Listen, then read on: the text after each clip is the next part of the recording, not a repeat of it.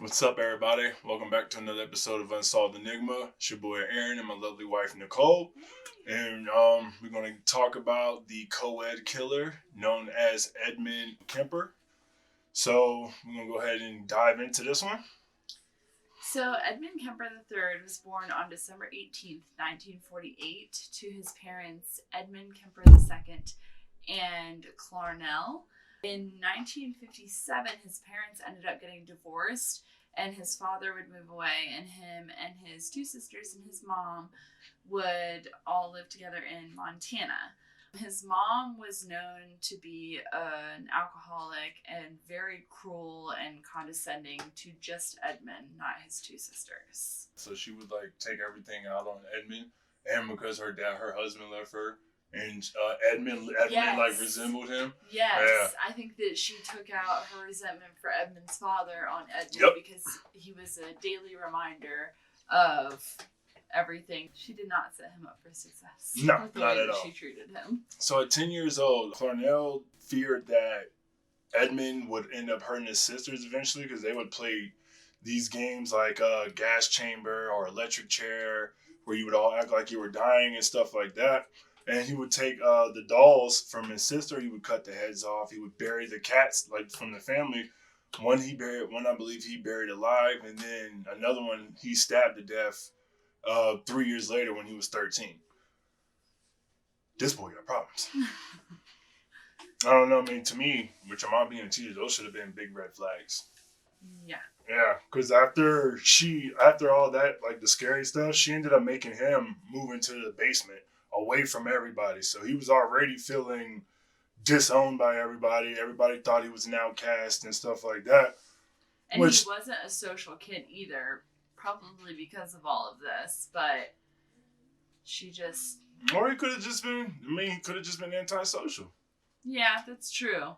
But I think she played a part in all that with him. She wanted to make sure he stayed away from everybody. So Edmund left his mother's home and went to live with his father.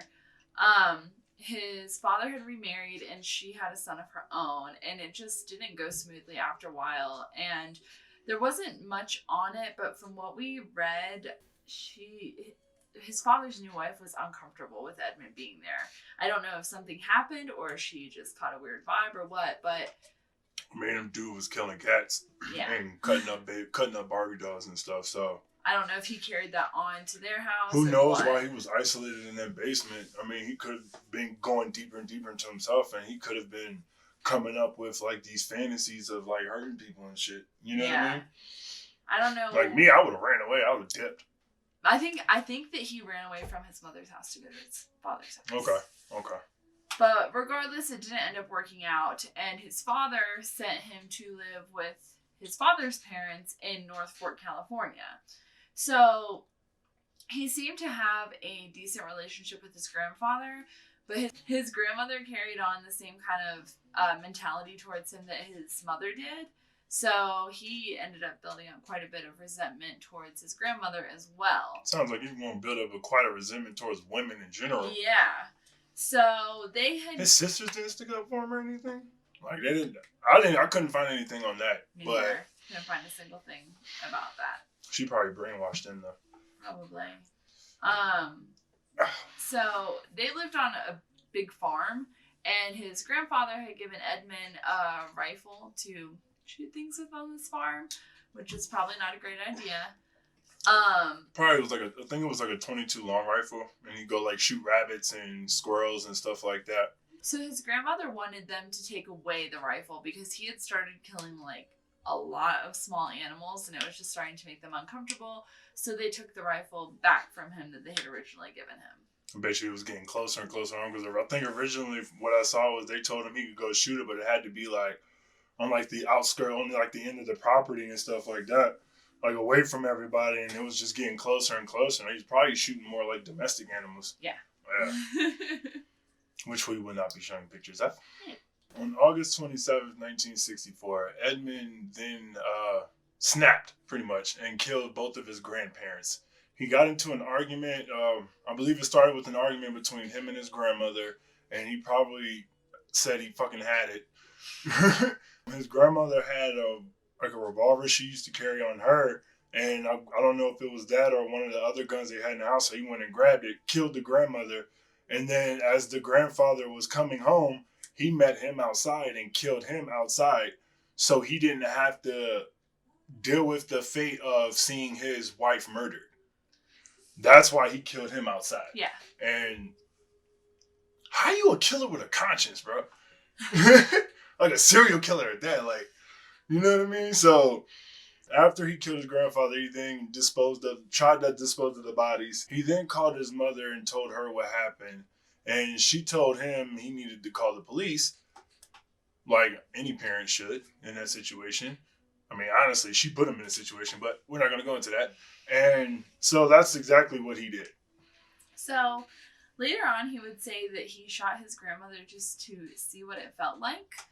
And then like he said, he shot his grandfather so that he wouldn't have to see that his wife had been murdered. So they sent him to the California Youth Authority, and they would run a series of tests on him, and they diagnosed him with paranoid schizophrenia, but they also noted that he had an exceptionally high IQ, and his IQ, I believe, was right around 140.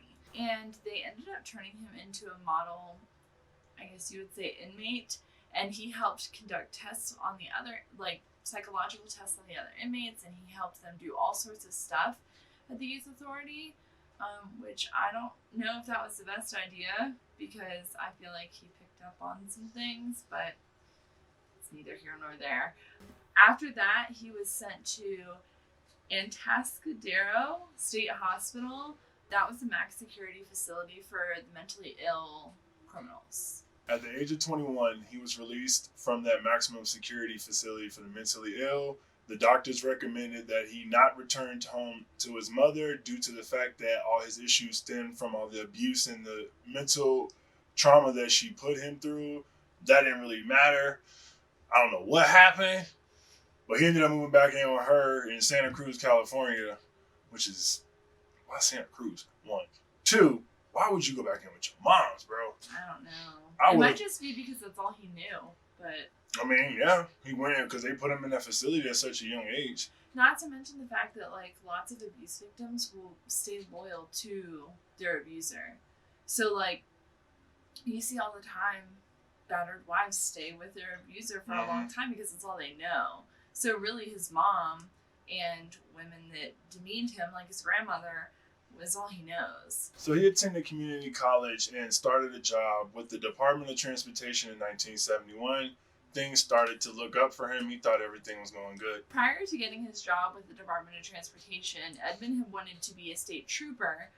He ended up getting denied because of his size, which I did not know was a thing until we started researching this. But Edmund stood at 6'9" tall and was right around 300 pounds. So he was too tall to be a state trooper, so he had to move on from that dream. But he probably couldn't fit in a cop car. Probably not. And honestly, if he would on foot chase, that's some big steps. But he ain't catching me, bro. I'm out. Well, he still, even though he wasn't able to become a state trooper, he remained friends with a lot of the police officers in the area, so they all knew him as Big Ed. Yeah, like the local police officers, the sheriff officers, the state troopers, all that fun stuff. So later on, while he was riding a motorcycle, Edmund ended up getting hit by a car. He sued the driver for... Make sure y'all check y'all mirrors, yo. Motorcycles be moving, bro. Especially in California. Mm-hmm. Here too. Well, in California, they are allowed to go between the vehicles. Yeah. So, like, they can drive 2 cars side by side. They can drive right through. No, I know. Legal. But I'm just saying out here, they... Like nobody pays attention. Yeah, nobody pays attention anywhere to motorcyclists. But he ended up filing suit against the driver that hit him, and at the time he was awarded $15,000. But in today's back in that day, that's some change, bro. Well, today's currency with inflation, it would have been around $90,000. So after Edmund's accident, he used the settlement money to get a new vehicle, and it was a 1969 Ford Galaxie 500 with a black top. I think it was blue, but that joint was nice. So, I'm not gonna lie. I like old schools. Old school muscle cars. That's your thing. Mm-hmm. So it wasn't identical to a police cruiser, but it resembled one. So he used that to his advantage, and he had stored stuff like plastic bags, a gun, a knife, handcuffs, things like that aren't normally in people's cars. He was storing that in his vehicle. He's probably about to go have some fun. He had a good little girlfriend or something. That's not no the king route shaming. he went. That's not the route he went with this. Yeah, he had other motives. He did. Instead of a night on the town with a young lady, he was into some other stuff. He began to notice that there was lots of young women that were hitchhiking in their area. This was like during all the hippie movement, and then you had a lot of the colleges out there. I think it was University of Santa Cruz? I believe so. It was that college. It was there, so you had a lot of students, male and female, hitchhiking, going back and forth to the campuses and stuff like that. And hitchhiking was obviously a lot bigger then than it is now. I mean, yeah, stuff like this is why we don't do it now. Yes, exactly. I mean, I still see people hitchhiking though. I'll hit I-25 and I'll be coming from like Fountain or something like that, and I'll just be looking and you'll see people walking down the street like this. Really? Oh yeah. I never see it. Oh, yeah. I used to see people all the time when I was little. I even see it in town. Never now. I even see it in town. Now, Edmund was initially picking up a female hitchhikers and letting them go. I think he was just doing this just to test the waters. You know what I mean? Just to get he was practicing so you get a feel for everything. I read that he picked up over 150 hitchhikers before he got the urge to start killing them. Before he got his first kill. Yeah, 150. That way he could get comfortable with them, and if any scenario happened, that he could, you know what I mean? He had it all. Yeah. But it said that he didn't even have the urge to kill anybody until after 150 hitchhikers, which is wild. What's crazy to me is what brought the urge on. You know what I mean? Being nuts. Mm-hmm. That dude was crazy. I wonder if maybe a female hitchhiker just came at him the wrong way or something, and maybe like talked down on him like his mom does or did, and that triggered him. Or maybe if or he could have, a girl could have been friendly with him and he could have took it more serious than what it was and tried to approach her, and then she blew him off, and then that could have sent him into a rage because that's rejection, you know what I mean? So originally I would have thought that, but then it went on and on about how he was so socially awkward he wouldn't even approach a woman, you know what I mean? So I think there's other cases where that's crazy. You're awkward to approach a woman as far as dating, but you would pick them up and take them wherever they need to go. Mm-hmm. He picked up two girls. One was the name of Marianne Pesci, and the other one was Anita Lucchesa. I want to make sure I say the names right. Excuse me if I say it wrong. So after Edmund decided he wanted to snatch up these two girls, Marianne Pesci and Anita Lucchesa, their families reported them missing, probably because they didn't come back to school. Nobody had gotten in contact with them. It's not like they had cell phones and stuff back in the day. And then on August 15th, 1972, a female head was found in the woods near Santa Cruz. This was later to be identified as Marianne Pesci. Anita Lucchesa's remains were never found, so after he killed them, he brought them back to his house, where he decided he was going to cut their heads off, cut their hands off, and I guess he was just having a whole decapitator party. And he ended up starting engaging in sexual activities with the corpses. Ugh. And Edmund Kemper did tons of interviews, jailhouse interviews after he was caught, so he gave a lot of this information in his interviews. So a lot of the information that we found, we definitely did a lot of research, but there's also not going to say live, but interviews of him while he was in prison, of him talking about basically everything he did. That same year, on September 14th of 1972, Edmund picked up Aiko Ku. Sorry if I say the name wrong. She was 15 years old and she was on her way to dance class. So she ended up being killed the same way that Marianne and Anita were killed. So he decapitated her, cut her hands off, engaged in sexual activities with her corpse. It's awful.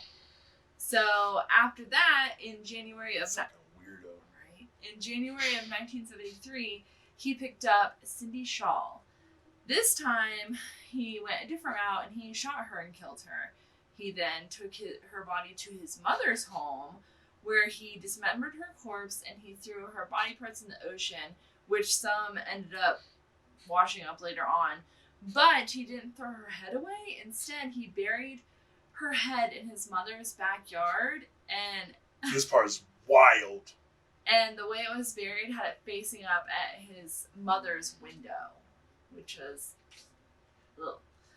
He said he did that the way he had a position, like angled up at the mom, because she always liked looking down on people. So, dude, that's gotta be some like, whoo, she did a number on him, boy. Serious mommy issues. So dude, just go get you a cougar, bruh. That's all you had to do. Well, then on February 5th of 73, he drove to campus and offered a ride to two students, and they were Rosalind Thorpe and Alice Leo. He shot them, decapitated them, and dismembered them. I believe he shot them on campus in his car. And then after he dismembered them, he removed the bullets from their heads and disposed of their body parts in different locations. Well, he was smart there. 140 IQ, he had all this planned out. He is very smart. Yeah, he had all this like meticulously planned. Yeah.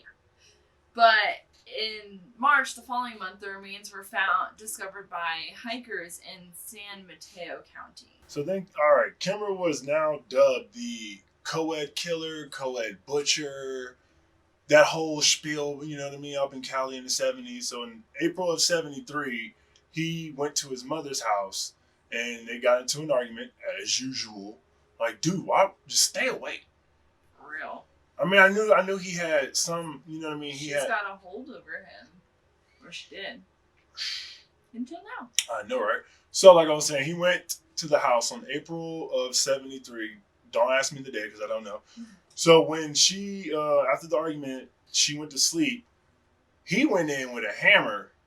So, all right, he hit her with the hammer and then slit her throat. And he then decapitated her and removed her hands, which I guess it was a part of his MO. And he cut out her larynx and stuck it in the garbage disposal. Garbage disposal. Bruh. I'm just trying to like picture like his face like while he's doing that shit. But they think that the reasoning for him cutting out her larynx was she was always talking down on him and always belittling him and stuff. So was his sister still living there? I don't think so. This was after he graduated and stuff. That was just his way of like silencing her, essentially, in his mind. So after it's not gonna make the voices stop. After he dismembered her and hid her body parts, he started to get nervous that her best friend, Sally Hallett, would get curious because she hadn't heard from her and start looking for her. So his solution to this was to... This dude's an overthinker like a mug, yo. Right? To give old Sally a call and invite her over. Hey, girl! Hey, you want some dinner? I made it for you and Mom. You want to come over here? Pretty much. He invited her over for dinner, and when she arrived, he strangled her to death and stuffed her body in a closet. So the day after he killed Sally, he drove all the way to Pueblo, Colorado. On April 23rd, he called the Santa Cruz police and confessed. And at first they didn't believe him because he was friends with all these people. They all knew him as Big Ed. They were all friendly. They had drinks together and everything. So they're like, all right, you're full of shit. Well, he went and turned himself in and was able to walk them through everything and tell them about evidence that there's no way he would have known about had he not been the co-ed killer. So everybody, of course, is like freaking out because they've been hanging out with this guy, they've been friends with this guy, and he was responsible for the deaths of all of these women. They should have already kept an eye on him because I remember he went to go try to purchase a firearm. Yes. He went to go try to purchase a firearm, and even though your record is expunged, when you go to purchase a firearm, they can still pull it up. So when he killed his grandparents, and he was a minor.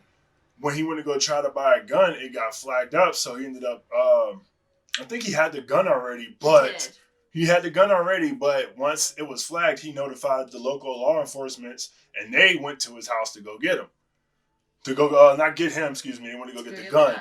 So mind you, I think he had a body in the house when all this is going on. So during all of this, they had like a bunch of cops because, mind you, he's like 6'9", 400 pounds. You know what I mean? And they're all like, hey, bud, we just need the gun, blah, blah, blah. So he gave him this one, and instead of them coming in the crib, he pushed him towards his car and walked him to where... Like, I have another one. Yeah, he was like, oh, I got these ones in the car, you know what I mean? Like, to keep him away from the house. Like, y'all should have known, man. That's not enough to know something like this, though. No, you're right. So Edmund was charged with 8 counts of first-degree murder, and he went on trial of October of 73. Damn, they was not playing. They didn't give him no slack. April, October, nah, bro. In November, he was found guilty, and he received 8 concurrent life sentences.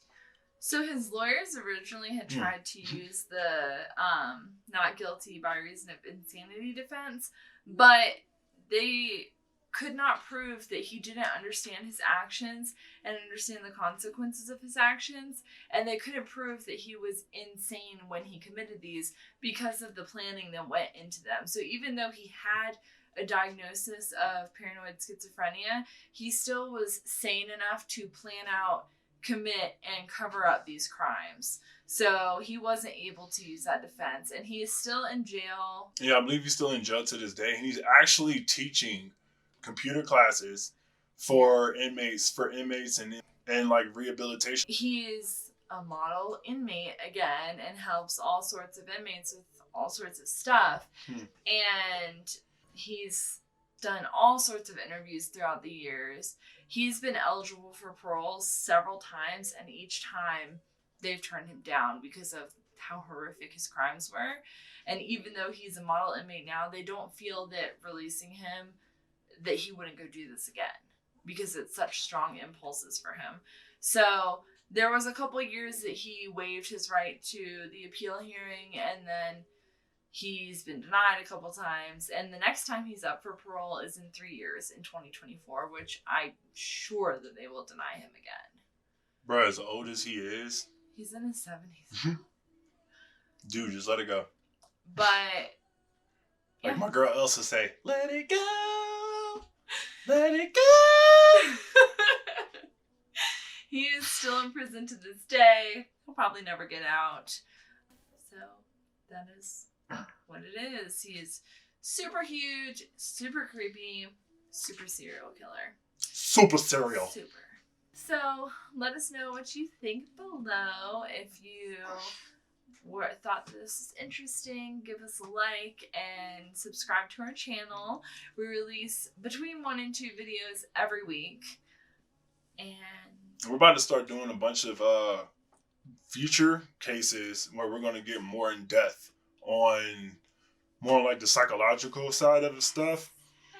So y'all can stay tuned to that, and definitely if y'all got any comments on this, or I want to know y'all's feedback on this case as well, definitely let us know. Hit that like button, that notification button, and the subscribe button. We're going to try to hit y'all up as much as we can, and we appreciate all the love that y'all give us. Yes. Every subscribe and every like and notification and comment definitely helps us towards our goal, and we appreciate everything. Here without y'all. So y'all stay safe. Put y'all mask on. Drink y'all water. Smoke ball. Y'all have a good evening. Bye. Peace.